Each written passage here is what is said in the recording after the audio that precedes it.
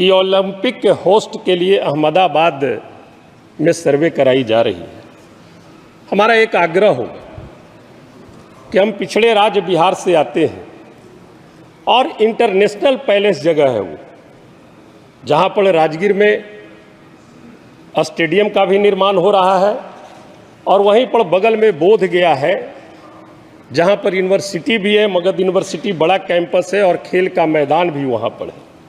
अगर वैसे जगह पर भी अगर केंद्र सरकार अगर ओलंपिक होस्ट के लिए अगर चयन करे तो मैं समझता हूं कि पिछड़े राज्य के लिए ये बहुत ही महत्वपूर्ण होगा। नमस्कार, आप देख रहे न्यूज़ फॉर नेशन और मैं स्वाति पांडे आपके साथ। पहले बिहार को विशेष राज्य का दर्जा मिल जाए, बिहार को या फिर विशेष पैकेज मिल जाए, इस चीज़ की मांग लोकसभा में उठी और अब मांग उठती है कि ओलंपिक का जो गेम है वो अब बिहार के नालंदा में खेला जाए। दरअसल नालंदा का प्रेम तो नीतीश कुमार के तरफ से जगता दिखता ही है क्योंकि उनका गृह जिला है।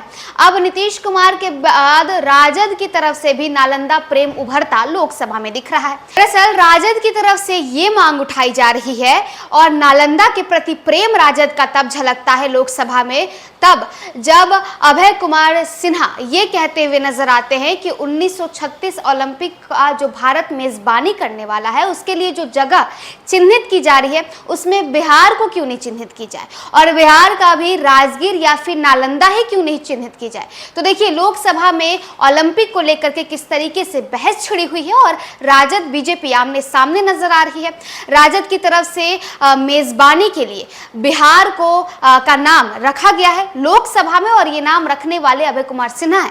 क्या कुछ लोकसभा में कह रहे हैं, सुनवाते हैं आपको।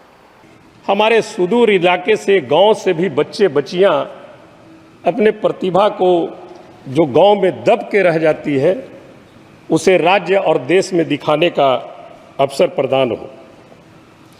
एक बात और हम कहना चाहेंगे महोदय, अभी जैसा कि आदरणीय संजय जायसवाल जी ने बताया कि ओलंपिक के होस्ट के लिए अहमदाबाद में सर्वे कराई जा रही है।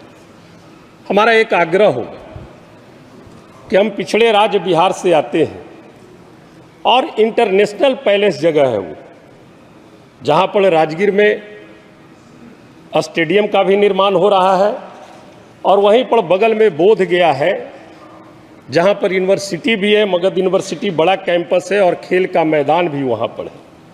अगर वैसे जगह पर भी अगर केंद्र सरकार अगर ओलंपिक होस्ट के लिए अगर चयन करे तो मैं समझता हूं कि पिछड़े राज्य के लिए ये बहुत ही महत्वपूर्ण होगा। दूसरी बात महोदय, यह देख करके दुख भी हमें होता है जिस राज्य से मैं आता हूं कि हमारे बिहार से ओलंपिक पेरिस ओलंपिक में एक भी खिलाड़ी नहीं है महोदय। यह मेरे राज्य में खेलों की दयनीय स्थिति को दर्शाता है। कहाँ पर कमी है?